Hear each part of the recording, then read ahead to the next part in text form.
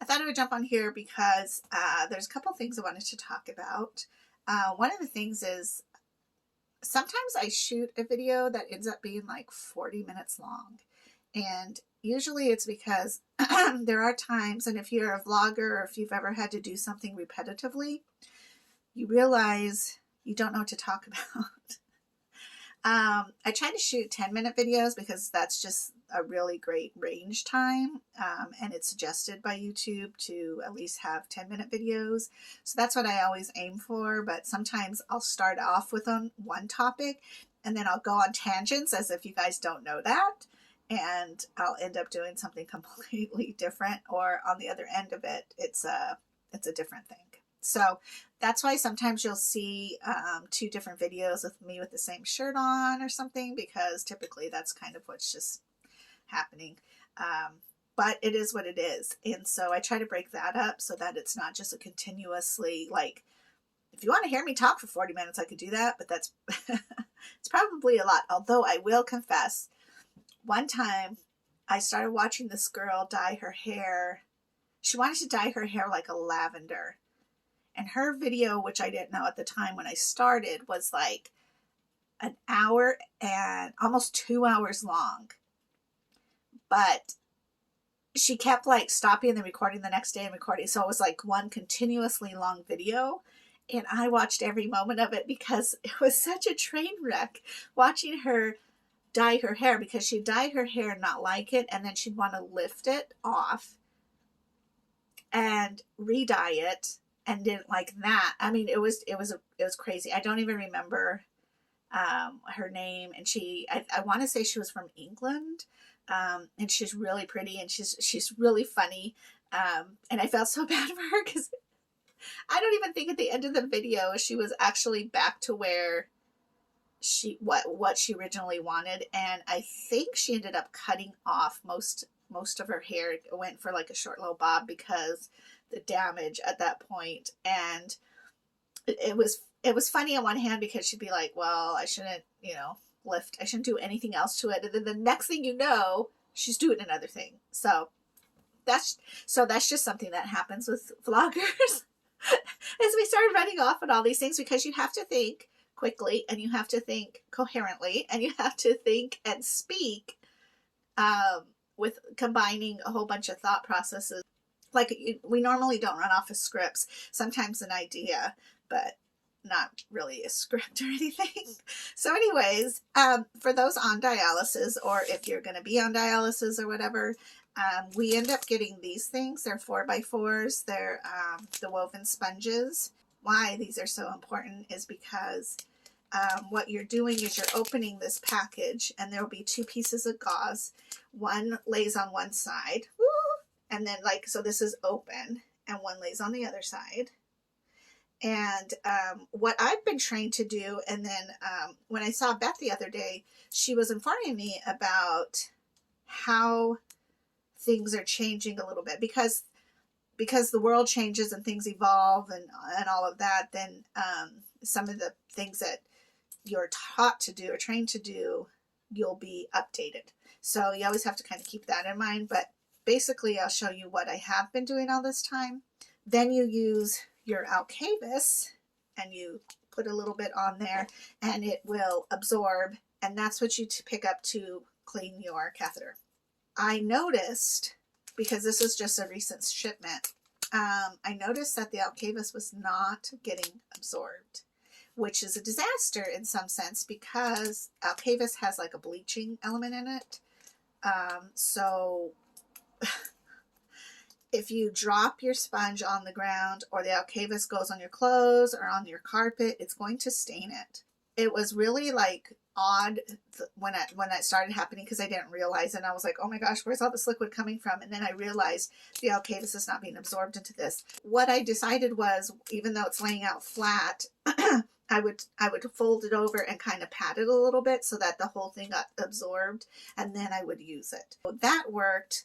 And I figured, you know what, it's probably just this, I don't know, box of them, so I'm not going to really worry about it. But when I opened my second box, and they were the same way, I went ahead and called Baxter, because basically am getting a product that's not working. And I have to have it work. Like Alcavis is the biggest deal because it kills the germs that's on your catheter, I want to call it. I haven't had much coffee today, but where the tube comes out from your port, your tube, and then that's what you connect to. So your connector, I don't know. Anyways, it's really important that that's disinfected. So if the Alcavis is like rolling off, it's not disinfecting anything. After going through quite a few of the second box, I decided to call Baxter because I'm like, this is not great. This is not, I have to protect myself. And so for some that might seem awkward or like you don't really want to do that. I know a lot of people, especially introverts, who don't like to talk on the phone in general. So have somebody call for you. But here's what happens. So you call them and you tell them what's going on, and they will actually refer you and transfer you over to like customer quality control kind of department. And then that's who you tell. And then they're able to be the middleman and be able to tell the manufacturer, whoever is sending it to Baxter, what's happening. That way everything can be caught because there's something wrong going on. I opened up the third package and I thought, oh shoot, I didn't ask them to reimburse me for those other 2 boxes because they basically sent me something I paid for and I'm not even able to use them. I did use them though. I figured out how to use them, but that still shouldn't be the case. Like we shouldn't have to go above and beyond trying to figure out how to work the stuff that we're given, really. But the third package was fine. So I decided not to call them, but I think if that ever happens again, I will definitely call them and be like, I need to be reimbursed for that because my insurance paid for it and I wasn't even able to use them. Don't be afraid to call and don't be afraid to say something and just speak up. Or if there's anything wrong, like one time I got caps that didn't have a lot of the orange in there, which is the, what was it called? I don't remember, but it's the germ killing stuff. I threw a bunch of them away, and then I happened to mention to Beth, and she was like, oh no, bring them to us or let us know or bring the box or whatever, because we have to let them know that that's what's happening. So another thing is you will get in your packages, you will get these, but only a certain amount. So when I do 6 exchanges a day, I get the maximum amount of these, and then I end up getting, and I put mine in Ziploc bags, but you end up getting a bunch of little ones like this too, so that it'll help spread out for the whole time. Well, I didn't know this, but there's like a measuring guide here, and that's great because that way you're not using too much Alcavis, because sometimes you feel like you just, I don't know, like when I work out and I'm sweaty, I always want to use just a little more than if I didn't work out on my sponge. Make sure everything's nice and clean, you know. And I was introduced to that like a couple of months ago, that there was that, because I actually ran out.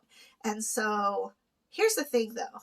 On these guys, you barely need any. You just need just a little bit because this absorbs it and it's thin and you can scrub away and be great. On these are thick. So it absorbs a lot of the Alcavis. So what I recommend is always have extra Alcavis. I always order the maximum because I'm not going to run out. And I end up going into my second bottle when I'm reordering. So by the time I get my next shipment, I may be halfway done with my second bottle. So I don't want to risk not having Alcavis. So your Ecept, which cleans your port, and your Alcavis are 2 different things. So this is actually much harsher. It doesn't burn or anything, but you just want to be able to use it. And I've had people say, oh, measure it out and you don't need to use more than, no. You use what you need to use because you get 2 bottles. Pretty sure everybody gets at least 2 bottles a month or a cycle. Again, and it was great because I got to tell Beth that, like, you know, somebody who's not doing the dialysis may not realize, but the 2 different sponges require 2 different amounts of Alcavis. For a new person, because I didn't know, like, so when you first start on dialysis and you're setting up your supply list, your PD nurse will know exactly what you need and how much. They're really great that way. But sometimes in the beginning, things fluctuate quite a bit. So it's like, okay, you're going to do 3 exchanges, you're going to do 4 exchanges. Nope, we're going to go to 6 exchanges, or, you know, however it ends up being. So your supply list might fluctuate. So you'll have to kind of watch that a little bit. Again, though, your dialysis nurse is usually really right on top of that too, because they don't want you to run out. But they are there and they have supplies in case you do run out, because I did run out of these before I was actually, those other ones were put on my prescription. And I did run out of Alcavis once. And that's when the whole thing of like, well, you don't use that much Alcavis. And I'm like, no, those ones do. I just know that those sponges soak up a lot more of the Alcavis than this one does. So just make sure that you do order both your bottles. Now the Ecept, because it's cleaning your port once a day, and I don't go through that as much as the Alcavis, but I always make sure I have a bottle or 2 in hand in case of anything, like, you know, I don't want to go a whole month or a whole supply cycle without having what I need to have. That's really important as well, is to have an extra couple bottles of that. Yep, that's about it, I guess. I will talk to you guys later, and I hope you have a good day. All right, see ya.